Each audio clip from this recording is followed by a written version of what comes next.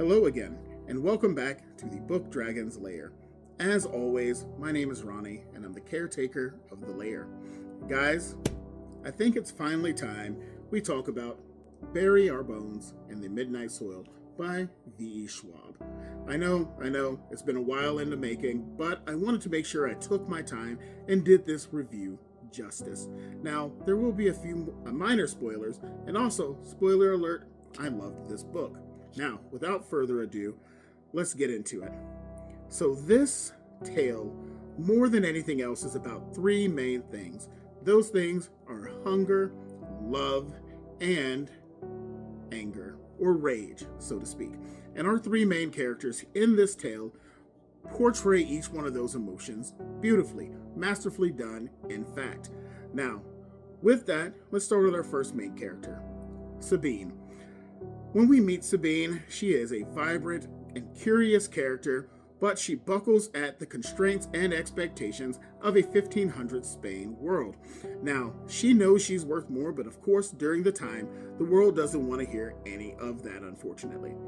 But when she does find her first out and realizes the opportunity available to her, she, of course, takes that opportunity.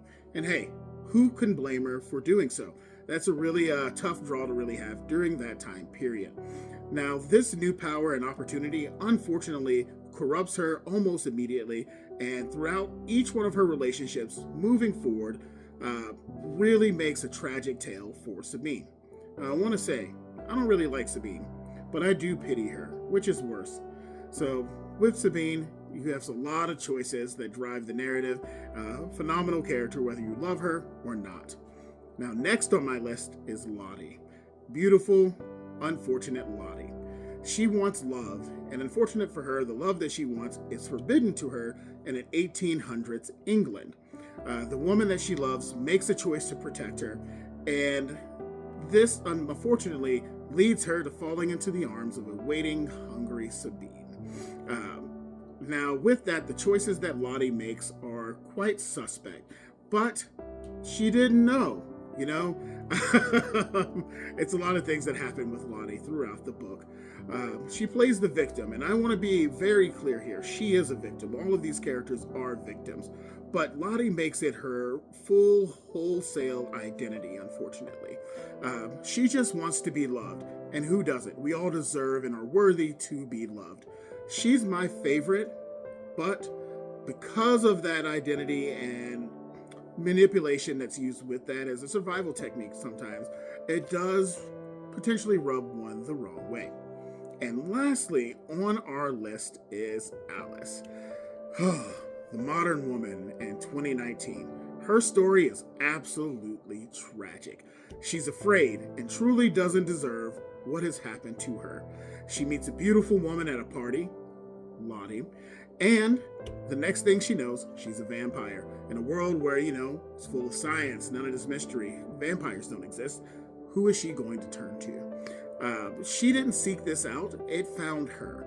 And her tragedy and fear quickly turned to rage. She's a fledgling. She is lost in the world. She wants out, and she'll do whatever she can to make that happen. As I said, each one of our characters portray these emotions absolutely beautifully. And we meet a ton of fascinating characters along the way. Some of those characters, Andres and Hector, loved both of them in their tale. Renata and Giada, also very well told. And brave, poor, sweet Caddy.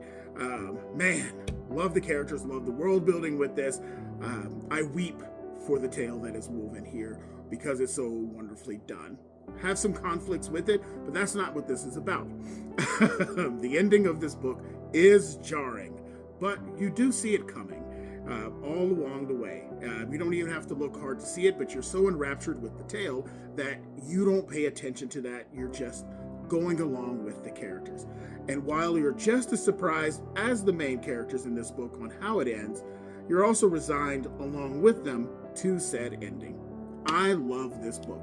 In fact, it may be my favorite of Schwab's work to date. And I know she has more coming out, but as of right now, this is my favorite book of theirs. Additionally, I give this book a solid 8.5 out of 10.